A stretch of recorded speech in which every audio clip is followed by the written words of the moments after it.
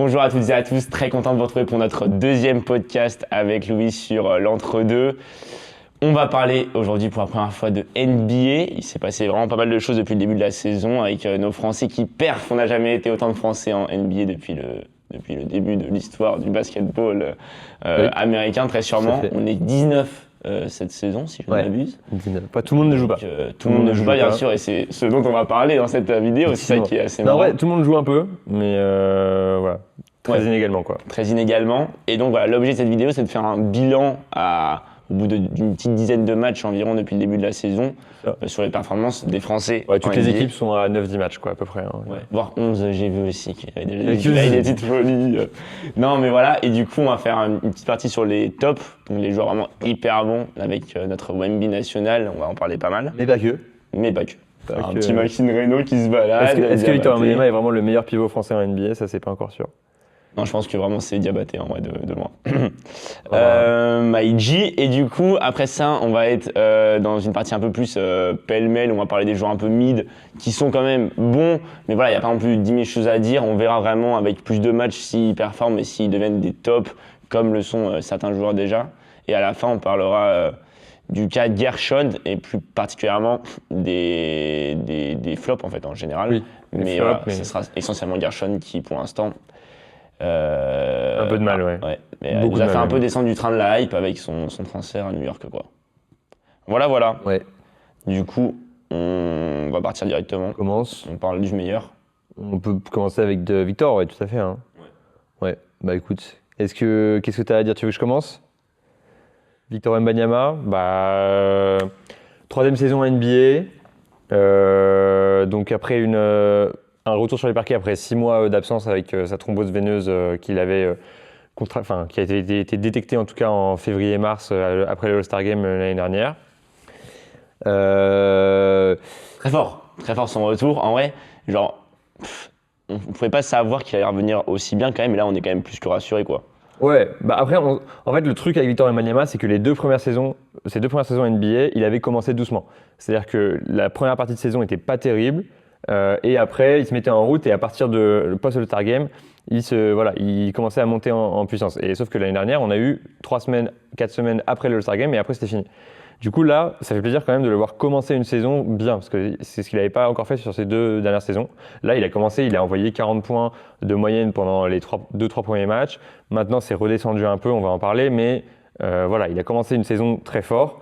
Et donc ça, déjà, ça fait plaisir. Ça fait plaisir aussi qu'il revienne aussi fort après une blessure quand même, et voilà, 6 mois où il n'a pas joué, il n'a pas fait l'Euro avec l'équipe de France, enfin, vraiment il n'a pas joué de match officiel. Une blessure qui nous fait quand même hyper stresser, genre, parce que quand on l'apprend, on est en mode, il y a plein de joueurs il y en a 2-3 qui ont arrêté leur carrière à cause d'une même style de blessure, etc. Donc tu te dis, waouh, qu'est-ce que ça va devenir quoi. Mais bon, au final, ça a l'air d'aller. Ouais. C'est toujours comme ça. Enfin, les rookies, en fait, t'as beaucoup de hype, et c'est normal. Mais en fait, en un claquement de doigts, ça peut complètement redescendre et voilà, il peut avoir une blessure, peut y avoir juste un joueur qui floppe complètement et voilà. Donc ça fait plaisir effectivement que la blessure n'a pas l'air d'avoir été un problème pour sa carrière. Au-delà de ça, en vrai, c'est ce que je voulais parler vraiment avec Wembanyama, c'est qu'on a l'impression d'avoir un peu un nouveau Wemby. Alors il n'est pas passé du tout au tout, mais il a quand même un pourcentage, j'ai les stats de shoot à 3 points qui a totalement baissé. Il tire quasiment plus à 3 points, alors que l'année dernière, limite, c'était un peu parfois trop, vraiment too much. C'est ça, en fait, le gros sujet avec Wembanyama, c'est ça. C'est que l'année dernière, beaucoup de gens lui reprochaient de prendre trop de tirs à 3 points.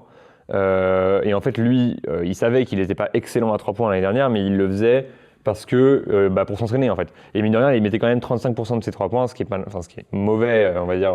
C'est pas un bon shooter à 3 points quand tu mets 35%, mais ça va. Mais effectivement, on voulait, en tout cas globalement, les gens disaient qu'il serait plus performant immédiatement dans l'absolu s'il allait plus dans la raquette.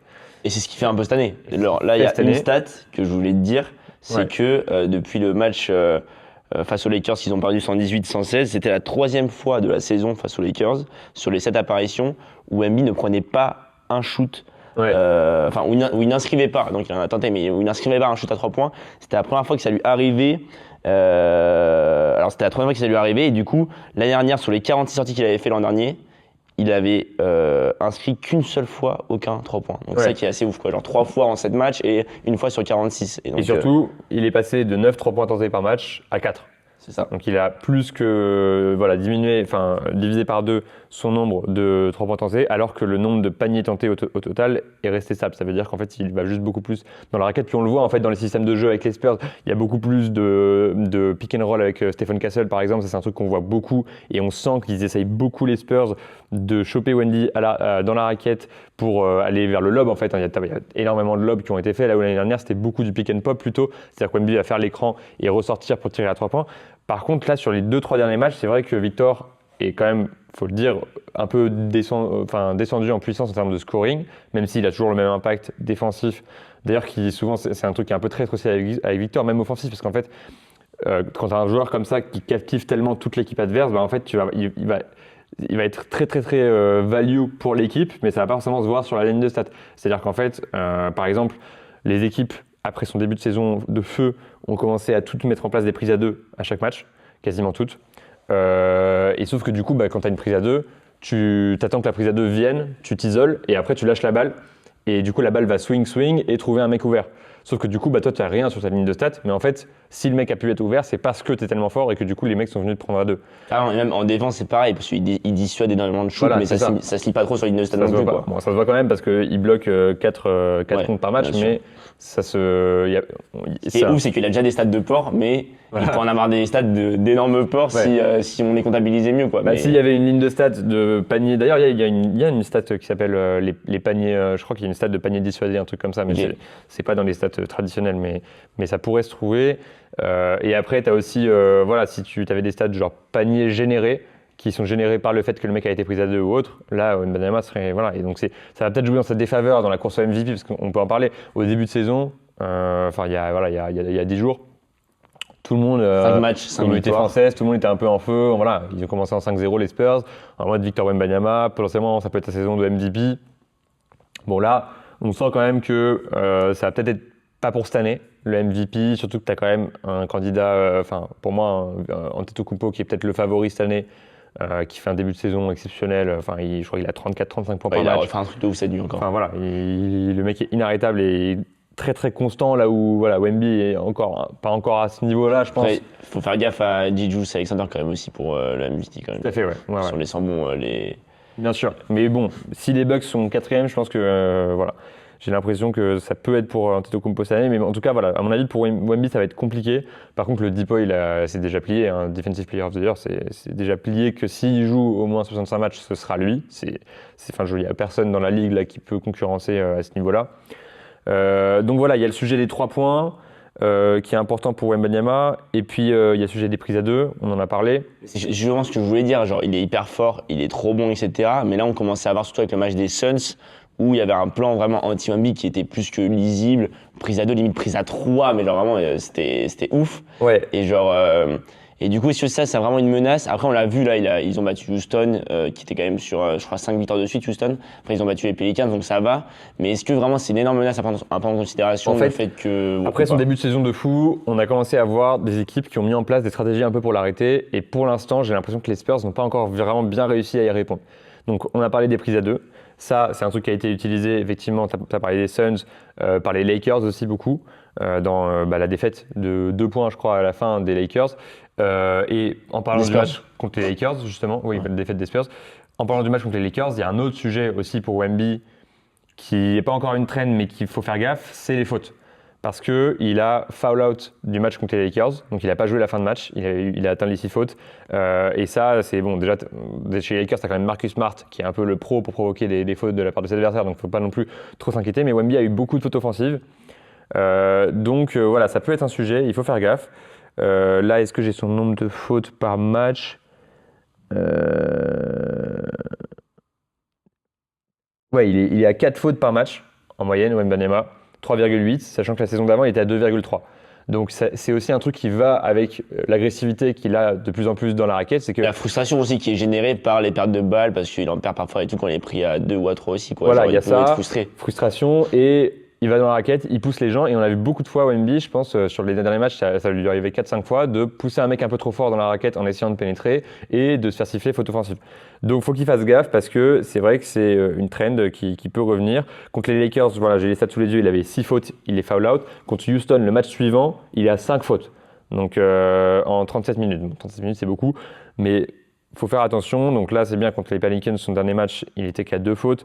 Donc voilà, en même temps contre les Pelicans, je pense que tu n'as pas non plus besoin de faire 20 000 fautes pour gagner. Avec tout le respect pour Zion, bien sûr. Tout le respect, hein, mais voilà, Zion il a joué d'ailleurs dans ce match, je suis même pas sûr qu'il ait joué dans ce match. Ouais, non, Zion n'a pas joué. Zion n'a pas joué dans le match, donc voilà, bon, t'as pas besoin de faire de fautes si t'as pas Zion contre les Pelicans. Mais alors, voilà, un autre truc que je voulais mentionner, c'était quand même que aussi, après un début de saison où il a quasiment pas tiré à 3 points, là, tu vois, j'ai Miami, le 30 octobre, il y a 5 matchs, 5 3 points tentés. Phoenix, 5 3 points, donc il reste en dessous des moyennes l'année dernière. Et là, contre les Pelicans, le match dernier, 9 3 points. Après, c'est peut-être aussi une stratégie en se disant, contre les équipes un peu nulles, où les Spurs sont sûrs de prendre le match, Wemby se dit, bah là, sur ces matchs-là, je tire beaucoup à 3 points. Et par contre, sur les matchs où il faut que je me concentre, du style Lakers, Houston, là, il a pris que 2-3 points par match. Donc je pense qu'il y a aussi un peu ça dans la réflexion des Spurs, parce que malgré tout, moi, l'année dernière, je n'étais pas trop d'accord avec tous les haters qui disaient qu'il fallait qu'il arrête de tirer à 3 points. Moi, je comprends la stratégie, je me dis, en vrai, il est dans sa 2e, 3e saison. Là, il n'est pas là pour gagner forcément tout de suite. Et c'est bien si, justement, il s'habitue à tirer à 3 points dans des matchs professionnels en NBA pour que dans sa saison 5-6, là, ce soit vraiment une machine qui est à 40% à 3 points et qui est capable d'absolument tout faire sur le terrain, tu vois. Donc moi, j'aime bien la stratégie de se dire année 2, année 3, on prend beaucoup de 3 points. Mais c'est l'idée qui disait, en gros, là c'est un peu la fin du développement cette année, alors que les 2 premières années c'était vraiment le développement à fond, et donc là il a pu tout tester, et maintenant il essaie d'avoir un peu le jeu ultime, même si ce sera plus dans à sa 5e ou 6e saison, c'est clair. Voilà, absolument. Donc voilà, et alors un autre truc que je voulais dire sur la stratégie pour arrêter Wemby, c'était de le faire défendre par un petit. Un peu comme on avait vu dans la série OKC Nuggets pendant les playoffs, où Alex Caruso, donc, qui doit faire 1m90, avait défendu sur Jokic et avait hyper bien défendu sur Jokic en premier rideau. Là, on a vu un peu la même strat. Alors, il me semble que c'était contre les Lakers, justement, et c'est là où Wemby a fait beaucoup de fautes, avec un Marcus Smart qui venait prendre Wemby, ou même je crois que c'était Rui Hachimura qui faisait ça aussi, à venir prendre Wemby au niveau de la ligne à 3 points. Donc pas être défendu par un pivot, mais être défendu par un petit. Et en fait, avoir 2 rideaux comme ça. Tu as le petit qui va, avec la mobilité et tout, l'empêcher de rentrer dans la raquette. Et donc vraiment, en fait, depuis que Wemby se met à beaucoup jouer à la raquette, bah, du coup, tu as cette strat de essayer de le maintenir en dehors de la ligne des 3 points. Pour que Wemby, en fait, bah, au lieu d'être direct dans la raquette et que ce soit au meneur d'essayer de trouver une passe, ce qui arrive facilement vu que le mec fait 2m25 et que tu peux mettre une passe en l'air, c'est quasiment sûr que c'est celui qui va l'attraper. Bah, en fait, tu fais en sorte qu'il ne rentre pas dans la raquette et que pour qu'il ait la balle, il faut qu'il la prenne en dehors de la raquette et que ce soit à lui ensuite de dribbler, etc. et d'arriver dans la raquette. Ce qu'il arrive à faire souvent parce que le mec est aussi très bon, il dribble comme un meneur, quoi. Mais voilà, comme il est grand quand même, et ben, malgré tout, tu as une grande distance entre lui, là où il dribble, et le sol, et donc potentiellement tu peux avoir plus d'interceptions. Donc c'est un truc à faire gaffe, et j'ai l'impression que voilà, entre les fautes, la prise à 2 et le fait d'avoir un petit qui empêche Wemby de rentrer dans la raquette au lieu de le faire défendre par un grand, tu as des trucs comme ça auxquels les Spurs, Mitch Johnson et tout vont devoir trouver des solutions. Et en vrai, là, on est match 10. Bon, j'ai l'impression que pour l'instant, ils n'ont pas encore trouvé les solutions à mon goût, mais ça va venir, quoi. À mon avis, milieu de saison, ils arrivent à trouver des systèmes qui font que Wemby, même s'il est défendu par un petit, bah, il arrive à se retrouver ouvert dans la raquette. Par ailleurs, il va aussi progresser à 3 points. Et donc, avoir un petit qui défend sur Wemby à 3 points, bah, en fait, il tire au-dessus de lui, il s'en bat les couilles. Donc voilà, à mon avis, c'est un sujet pour l'instant, mais ça ne va pas durer. Et je pense que ces stats vont remonter. Parce que là, du coup, ce qu'il faut mentionner, c'est que on a le match contre Phoenix où il met 9 points. Ensuite, les Lakers, il met 19. Houston, il met 22. Et Pelicans, il met 18 points. Donc là, en moyenne, on est quand même sur environ peut-être 20 points de moyenne, ce qui est largement en dessous des 40 du début de saison. Donc il y a quand même un sujet là-dessus où il est moins impactant sur le scoring. Et ce qui était un peu dû aussi au fait qu'il a joué 5 ou 6 matchs en 11 jours, même pas. Et du coup, avec 8 mois d'arrêt avant, c'était aussi un peu normal de le sentir un peu moins bien sur ses crânes, quoi. Et comme c'est un jeu ultra physique, c'est normal, quoi. Tout à fait, c'est normal. Ouais. Carole ? Oui. Oh. Ah, ok. Ça va? Vous êtes en interview ? Ouais, podcast. D'accord. Mais on a fini bientôt là. De toute façon, t'inquiète, tout est en place du coup. Vas-y, il faut juste que j'installe les micros. Ok, ça roule. À toutes. À toutes. J'en étais où?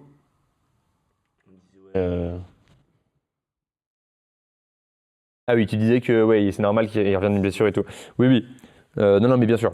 Mais moi, je suis pas inquiet. Voilà, faut juste mentionner quand même que les stats sont un peu en redescente après un début de saison aux anges, quoi. Mais voilà, moi, je pense que ça va remonter aussi. C'est que les équipes, en gros, après 5 matchs, ont commencé à s'ajuster. Parce que Wemby, en fait, c'est aussi inédit. C'est un joueur, là, d'une saison à l'autre, il a complètement changé son style de jeu. Ce qui arrive en vrai très rarement. C'est-à-dire qu'il est passé il a plus que divisé par deux son nombre de 3 points tentés et il prend beaucoup plus de tirs dans la raquette. Donc les équipes se sont ajustées et donc là ça va être à l'attaque maintenant de San Antonio de s'ajuster en retour. Mais je pense que ça va arriver sur les matchs qui suivent. Et en parlant de ça, justement, pour ouvrir un peu sur le collectif, on les voit quand même aller de mieux en mieux, le collectif des Spurs. Et genre, on peut se demander jusqu'où ça peut aller. Genre, je pense que le playoff, c'est largement atteignable, mais avec quelle position?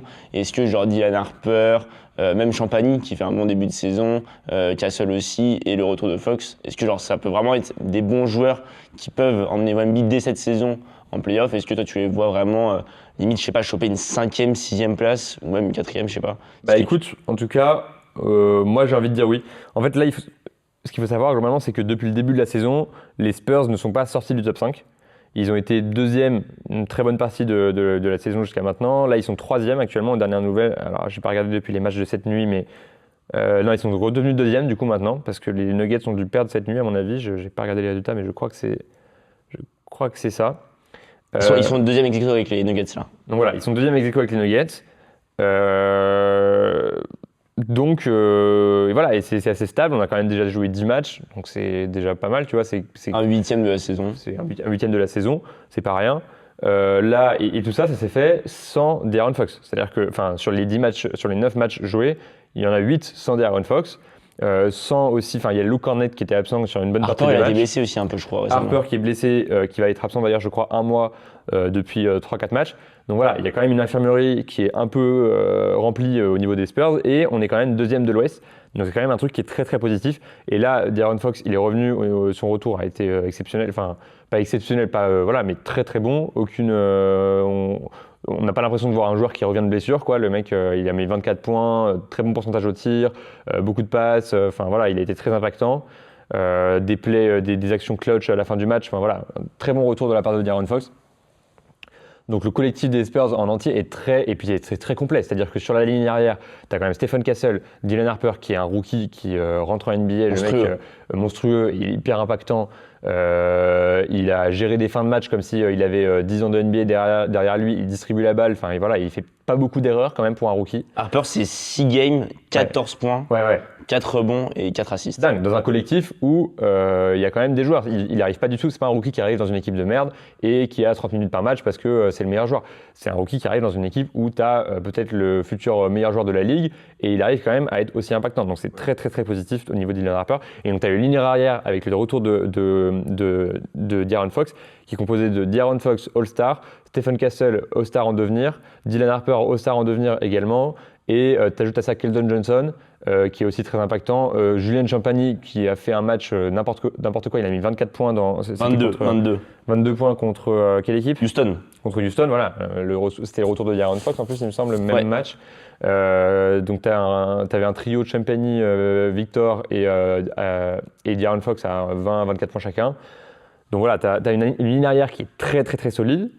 Tu peux même débattre sur est-ce que c'est une des meilleures lignes arrière de la ligue. Hein. Franchement, c'est très costaud parce qu'après, tu as les Sixers aussi avec Maxey et Edgecombe, mais au-delà de Maxey et Edgecombe, les Sixers, c'est un peu léger. Là, tu as quand même 4-5 joueurs qui peuvent jouer en playoff sans souci, quoi. Et après, tu as la ligne, les forwards. Bon, déjà, tu as Victor Wembanyama qui est peut-être le premier ou deuxième meilleur pivot de la ligue. Donc, déjà, ça te fait une ligne intérieure tout seul, quoi. Mais tu as Luke Cornett qui a du coup été beaucoup blessé. Je ne sais pas combien de matchs il a joué, mais il a dû jouer 2 matchs pour l'instant cette saison. Si jamais tu arrives à retrouver ça rapidement, là, Cornett a été beaucoup blessé. Et puis tu as Jeremy Sohan qui revient à peine, qui fait un début de saison aussi. Cornett, c'est deux games pour l'instant. Cornett, il a joué 2 games. Voilà. Cornett, il a joué 2 games. Cornett est un excellent backup pour Wembanyama. Et tu as Jeremy Sohan qui, en l'absence de Wembanyama, tu as les séquences de jeu sans Wembanyama sur le terrain, où Jeremy Sohan est pivot, alors qu'en plus il n'est pas très grand, Jeremy Sohan, mais juste c'est un espèce de... Enfin, voilà, c'est un espèce de Dennis Rodman, quoi, un peu, Jeremy Sohan. C'est-à-dire qu'il est petit, mais en fait, il saute et il contre, et puis il prend tous les rebonds, il se bat. Hyper athlétique, ouais. Il se bat comme un pivot, le mec est très athlétique. Et donc, en fait, tu as une ligne intérieure aussi entre Kornet, Sohan et Wembanyama qui est très solide. Donc, en fait, tu as une équipe au global qui est très équilibrée. Tu nous vends du rêve, voilà, tu nous vends du rêve. Et, non, mais voilà, moi, je pense que beaucoup de gens sous-estiment peut-être les Spurs dans les prédictions. Moi, si les Spurs, alors après il y a aussi le sujet que l'Ouest c'est très très fort. Tu as les Rockets qui sont les Rockets font très très peur même s'ils font pas le début de saison du siècle, mais c'est normal parce que tu as ajouté une énorme superstar avec Kevin Durant dans ton équipe cet été, c'est normal qu'il y ait des ajustements qui se fassent. Tu as le Thunder qui est peut-être une des meilleures équipes depuis du 21e siècle qu'on ait vu quoi. Tu as les Nuggets, tu as les Lakers aussi, enfin voilà, tu as quand même du monde, mais moi je pense ça m'étonnerait même que les Spurs... c'est top 5, top 4. Ouais. Voilà, ça m'étonnerait que les Spurs soient en dessous des 6 premières places. Parce que, voilà, perso, je trouve que leur effectif est très complet. Et donc, s'il n'y a pas de sujet de blessure et tout, ça m'étonnerait vraiment qu'ils soient en dehors des 6 premières places. Donc, c'est ce qu'on leur souhaite. Hein, pas passer par le play-in, aller directement en play-off. Et si possible, gagner une série de play-offs, ce serait l'idéal quoi, pour cette saison des Spurs. Hein. On va passer peut-être à la suite. Ouais, juste dernier truc pour terminer avec les Spurs. Je sais pas si tu as vu, mais c'est assez énorme quand même. Nouvelle salle, sûrement, à l'horizon 2030. Okay. Et quitterait le First Bank Center. D'accord. Ça a été voté lors d'un truc des lecteurs du comté. Une salle estimée à 1,1 milliard d'euros. Ok, je savais pas l'info. Voilà, Wemby avait dit qu'il était chaud pour cette salle. Les Spurs ont l'air chauds et tout. Donc, ouais, dans cette volonté un peu de développement de la franchise et tout, de retour au premier plan, c'est une bonne nouvelle. C'est très bien, ouais. Juste voilà, le mythique First Bank Center, mais ouais. on s'en fiche à la limite, c'est cool. Et puis on n'en a pas parlé, mais il y a quand même aussi Carter Bryant, on peut en parler vite fait, le deuxième rookie, drafté je crois 14e la dernière draft, qui n'a pas encore été très impactant parce qu'il n'a pas eu beaucoup de minutes surtout, justement parce que il y a déjà beaucoup de gens, tu vois, en fait à son poste, il y a Jeremy Sohan et Keldon Johnson, donc globalement il n'a pas eu beaucoup de minutes, mais qui est un rookie que je trouve aussi assez intéressant, drafté 14e, pardon. Et qui, à mon avis, peut aussi monter en puissance. Je pense pas qu'il jouera en play-off, mais voilà, d'ici 2 ou 3 ans, ça peut être aussi un joueur de rotation assez intéressant. Carrément. Donc il y a quand même de la profondeur. On va dire que tu as un bon nom de famille en plus, donc ça va le faire. Tu as un espèce de t'as ton groupe de 8-9 joueurs que quand tu arrives en play-off, tu sais qui va aller jouer. Et puis ce qui est cool aussi avec les Spurs, c'est que tu as une hiérarchie. En fait, à partir du moment où tu as Wembanyama et De'Aaron Fox dans ton effectif, tu sais que Wemby c'est le patron et De'Aaron Fox c'est le lieutenant, le chien de garde, soldat / équivalent, enfin All-Star qui va avec. Et après, tout le monde est des role-players en fait et tout le monde le sait. Et donc c'est facile en fait. Il y a juste... pour reprendre les mots de Le Cornu, c'est un peu le moine soldat de Wembanyama en fait. Enfin, c'est quoi le mot un peu le moine soldat de Wembanyama en fait. C'est Le Cornu qui a dit ça. Sébastien Le Cornu ? Ouais. C'est un mec du Rennes ça ? Non, c'est le Premier ministre de la France. Ah oui, je suis con. Ah oui, j'ai compris. Non, je sais plus. Sébastien Le Cornu. C'est Sébastien Le Cornu. Ok. Tu comprends. Moi, une soldat, j'ai pas la ref. On dit ça, genre. Ok. Et donc voilà. Bref, effectif des Spurs, très très prometteur. Ouais. Et on peut passer directement au deuxième top. Ouais, deuxième top, Alex Sarr. Qui est peut-être le deuxième meilleur pivot de la ligue derrière Wembanyama. Non, j'abuse, mais bon, Alex Sarr qui fait un excellent début de saison. Avec, donc là j'ai ça sous les yeux, 19 points, 8 rebonds, 4 passes.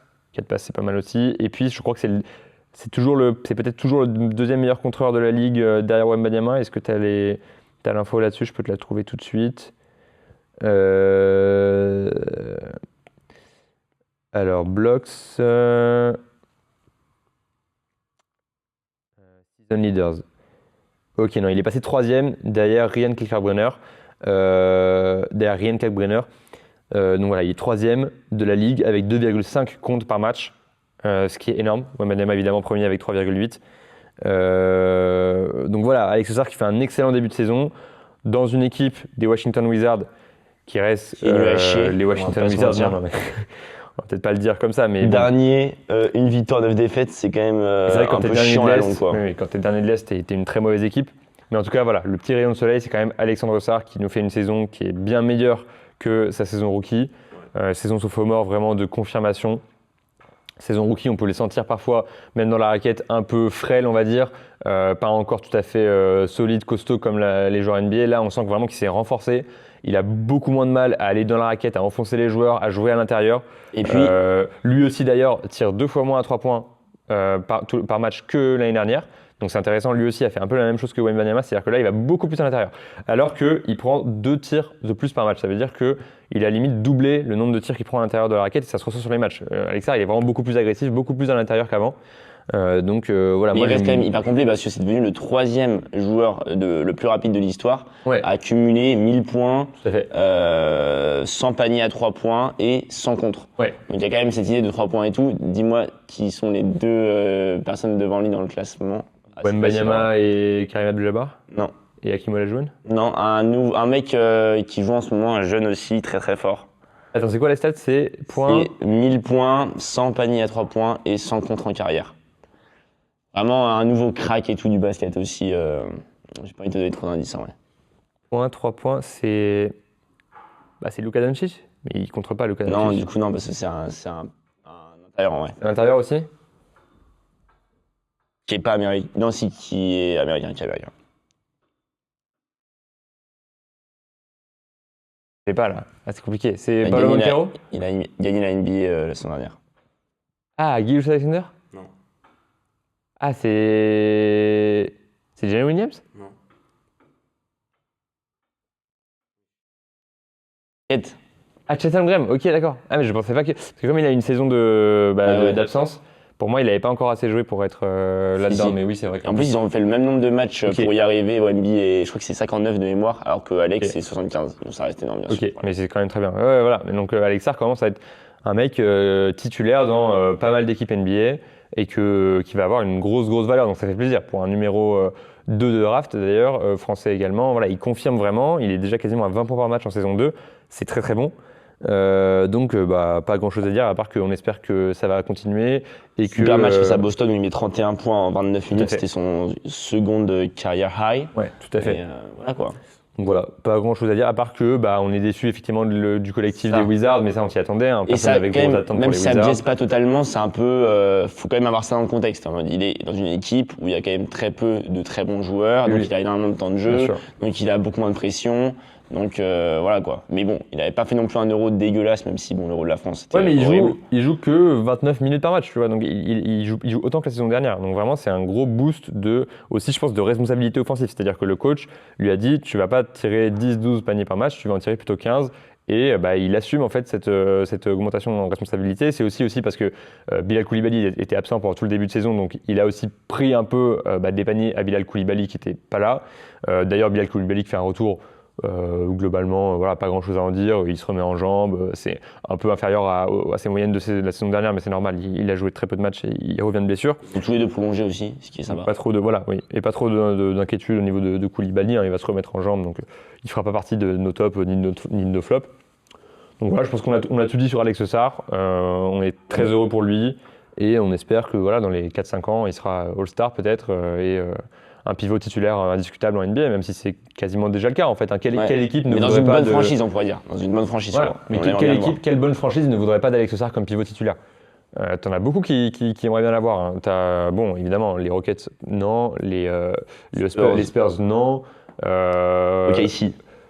OKC, non. Mais tu vois, si tu sors du top 3 de chaque conférence, t'as beaucoup d'équipes. J'en sais rien, moi, Spurs. les Clippers, t'as Ivica Zubac, mais tu vois, déjà avec Ivica Zubac, il peut discuter. T'as les Sixers, t'as Joel Embiid, mais Joel Embiid, il est là un match sur 2, donc tu peux avoir, si t'as Alex Sarr Encore, t'es gentil. qui est là, voilà, t'es content. J'en sais rien, les Celtics, ça va laisser. t'as Oui, en vrai, énormément pas mal d'équipes qui d'équipes, ouais. pourraient adorer avoir Alex Sarr en pivot titulaire aujourd'hui en NBA. Et en parlant de pivot, transition toute trouvée, un pivot en cache un autre, Ouais. Moussa, Diabaté, on parle que de pivot, que des En fait, il y a grands, quand même une c'est trend vrai. sur les joueurs français en NBA cette Ouais. saison, c'est que les pivots sont excellents et que les arrières ont peut-être un peu plus de mal. Globalement, ça peut être un peu ça la trend. Moussa Diabaté qui fait un début de saison excellent avec les Hornets. Ça se sentait un peu déjà sur la fin de saison dernière où il commençait à avoir de plus en plus de responsabilités et à avoir une petite connexion avec la Melo Ball. Là, c'est confirmé. Il a doublé son nombre de points par match. Il est passé de 5,7 à 10,3. Il a augmenté en plus son pourcentage en passant de 59,6 à 64,2% des paniers qui rentrent. Pareil pour les lancers francs. Il prend un peu plus de rebonds. Il perd un peu moins la balle. Il contre 2 fois plus. Ça, très important. Il est à 1,3 comptes par match, ce qui n'est pas négligeable. Donc globalement, il a vraiment un impact qui est beaucoup plus positif, beaucoup plus remarqué. Et tout ça avec juste 20 minutes de temps de jeu. Donc on peut aussi imaginer que dans la saison, son temps de jeu va augmenter et qu'il va passer peut-être à 25 minutes par match, tu vois. Ouais. Donc, Le problème, c'est un peu toujours le même que Alexar. C'est quand même mieux que les Wizards, les Hornets, mais ça reste pas le Graal. Là, ils sont 12e, 3 victoires, 6 défaites. Mais bon, au moins, c'est bien. En plus, il y avait quand même la petite polémique après son Euro où il a été rappelé. Au final, il n'est pas venu. Il a l'air d'avoir assez digéré ça. Il avait un peu expliqué son choix, etc. Je pense qu'il est quand même pas mal à pas avoir kiffé son choix. Mais quand tu vois son début au Charlotte Hornets, tu peux te dire, bon, bah, au final, parce que lui, il avait justifié en disant il préfère se préparer pour la saison NBA. Bon, quand tu vois le début de saison qu'il fait, tu te dis, il n'est pas venu, voilà, il a travaillé, quoi. Il n'est pas resté. Mais bon, ça contraste avec les Tipeee, etc., qui sortaient de saison à 80 matchs et qui allaient directement en équipe de France et qui donnaient tout pour l'équipe de France. Et c'est cette image-là que, perso, je sais pas ce que tu en as pensé, mais j'ai pas trop kiffé, quoi. Je suis d'accord, j'ai pas kiffé. Après, je comprends que quand tu te fais écarter d'un groupe et qu'on te rappelle parce qu'il y a un blessé, bon, c'est pas très agréable non plus, mais bon, c'est quand même ton pays, c'est l'équipe de France, donc normalement, voilà, l'équipe nationale, tu t'en fous.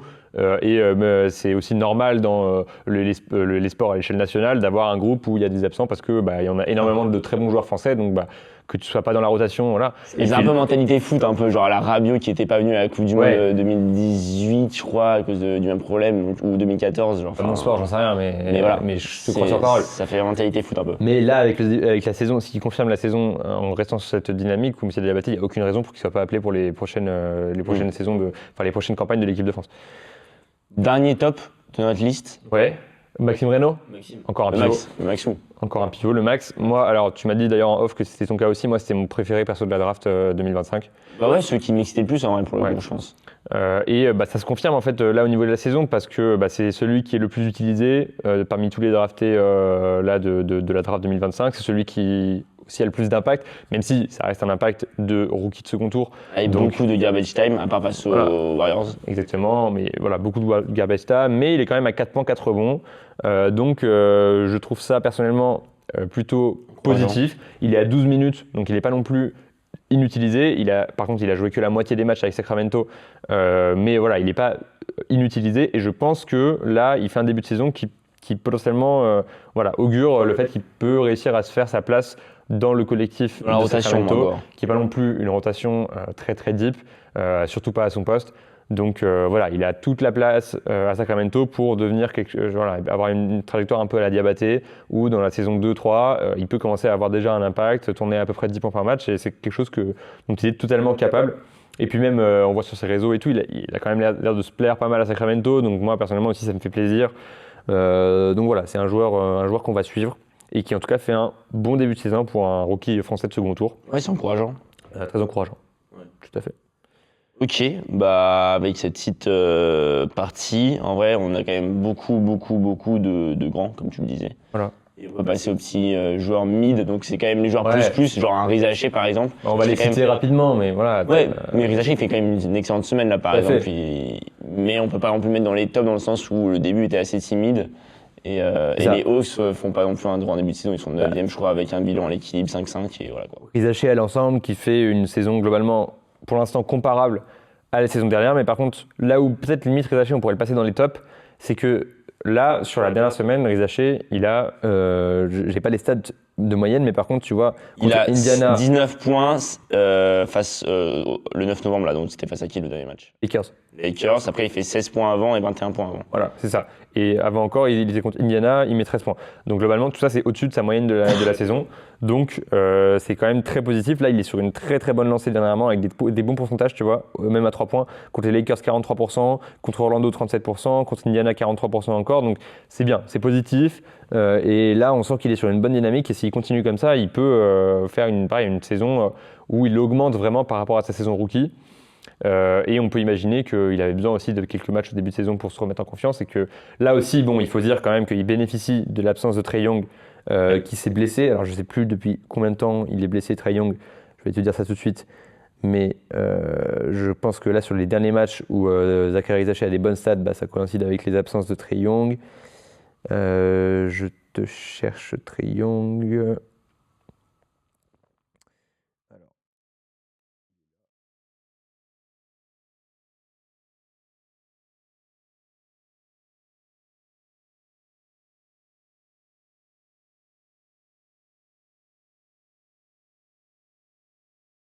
Ouais. Voilà, Trae Young, il n'a pas joué en novembre. Son dernier match, c'était le 29 octobre.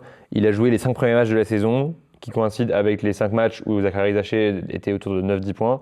Et là, depuis que Trae Young n'est pas là, ça coïncide avec les max où Zaché est plus autour de 15-20 points par match. Mais pourtant, on disait à une époque qu'il y avait vraiment une bonne alchimie entre les deux, qu'ils faisaient jouer beaucoup Zaché, Trae Young, etc. Est-ce que tu trouves que c'est toujours le cas ou Bien sûr. Non, mais il y a une bonne alchimie. Les profils sont compatibles. Le seul truc, c'est que quand tu as Trae Young dans son équipe, évidemment, tu le fais beaucoup tirer. Enfin, je veux dire, Trae Young, c'est un joueur qui prend 18 tirs par match. Donc forcément, quand il n'est pas là, tu as des joueurs qui vont récupérer les paniers tentés à sa place. Et donc, Zachary Zaché, sur les 18, il en a récupéré 5-6, par exemple, par match. Parce qu'il y a une absence à combler, forcément. Donc, voilà, on va voir si, quand Trae Young reviendra, il maintiendra les mêmes moyennes, mais on peut l'espérer. C'est aussi ce genre de période, ce genre de blessure ou ce genre d'absence des grands joueurs qui permettent aux autres joueurs de la rotation de faire leur trou et de s'imposer. Donc, Zachary Zaché, pour l'instant, est en train de prendre toute la lumière que permet l'absence d'un joueur aussi impactant que Trae Young dans un collectif. Ouais, et en parlant de joueurs mid plus, genre on a pu mid maîtriser dans les tops, on peut parler de Rudy Gobert, encore un pivot. Il a fait la meilleure performance de sa saison la nuit dernière face aux Kings. 19 points, 9 sur 10 au tir, 12 rebonds, 5 contre. Large victoire face aux Kings, 144-117. Ouais. Il avait quand même fait un début de saison un peu plus timide et tout, mais ça reste. Pas de contre aussi dans le match contre les Kings. Ouais. Donc non, match très impactant. Et puis voilà, Gobert de toute façon qui est un des joueurs les plus réguliers de la NBA. Donc là, il n'y a pas de surprise dans tous les cas. Personne ne s'attendait à ce que Rudy Gobert fasse une saison flop. Donc il fait une saison dans ses moyennes. Et voilà. Et il continue en étant le très bon pivot titulaire des Minnesota Timberwolves. On espère quand même un jour avec Ant-Man et tout qu'il puisse faire une vraie saison et arriver à une finale, voire une finale de NBA, genre ça serait si. Ouais, après, là, ça fait quand même 2 saisons d'affilée qui sont en finale de conf à l'Ouest, donc ils font des très bonnes saisons. Juste, c'est vrai qu'on aimerait qu'ils passent le cap de l'Ouest et qu'ils arrivent à sortir de l'Ouest, mais bon, quand tu as Oklahoma dans ta conférence, c'est compliqué.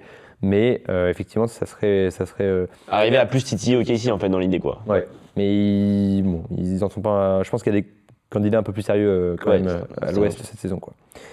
Voilà. Après, on pareil, peut passer, dans les inclassables, en vrai, on aurait pu parler de Koulibaly parce que lui, il est vraiment inclassable pour le coup. Il est vraiment ni top ni flop parce qu'il n'a pas beaucoup joué. On l'a un peu mentionné. Pour les Wizards, mais oui, voilà, il avait fait un bon match pour son retour quand même à mentionner ça. 16 points, 8 rebonds, 4 passes et 3 contre face aux Thunder. Ils se sont pris une déculottée. Mais bon, au moins, il a fait une belle ligne de stats. Et après, par contre, face aux Celtics, il était totalement éteint. Pour son dernier match, il a fait 1 point, 2 rebonds, 3 passes. Donc voilà, un joueur mid par excellence pour l'instant. Mais bon, il y a eu son opération du pouce qu'il a beaucoup mis hors des terrains. Parce que ça va donner vraiment dans le futur, quoi. On a confiance en vrai en Koulibaly. On passe au flop. Ouais. On peut parler vite fait de Salin et tout, qui est un flop pour l'instant un peu vraiment. TJ Salin, 2-3 mots dessus. Avec les Hornets, il a un peu de mal à se faire sa place. Il est sous-utilisé par rapport à l'année dernière. Il a 2 fois moins de minutes que l'année dernière.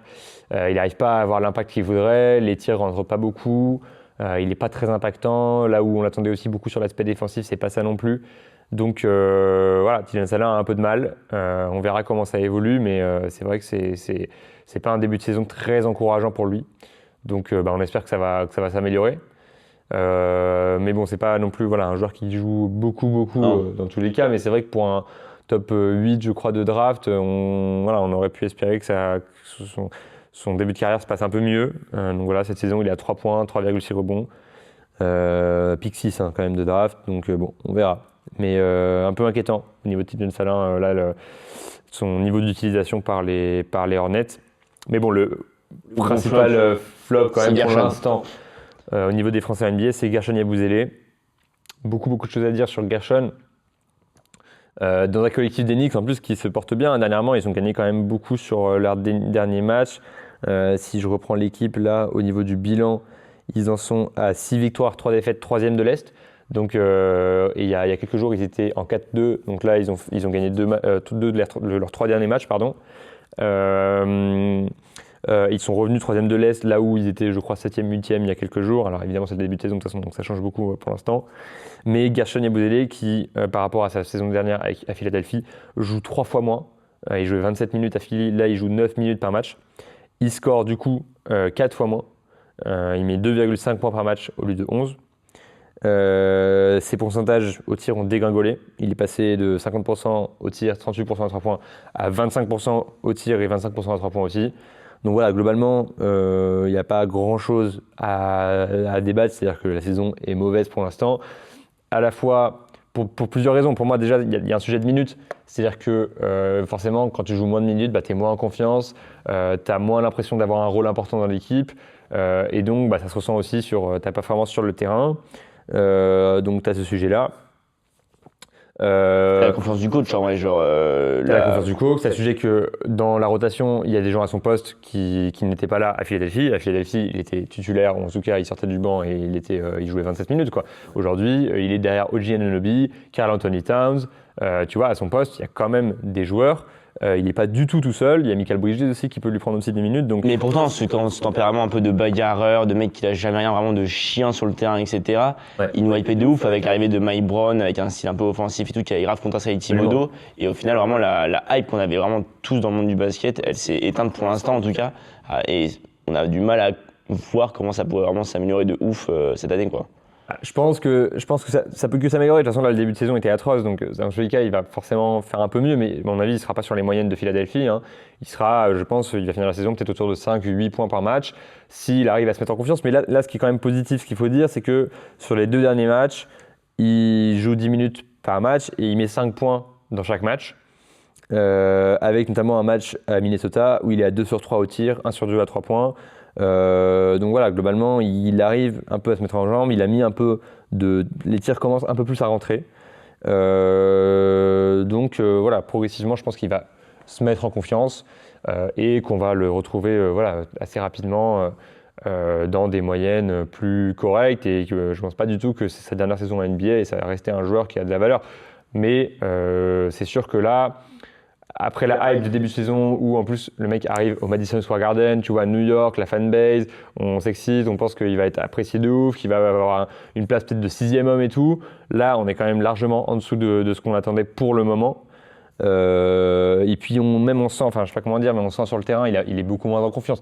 Les tirs, normalement, la pourcentage au tir, c'est beaucoup lié aussi à la confiance personnelle du joueur. Là, on le sent beaucoup moins sûr de lui.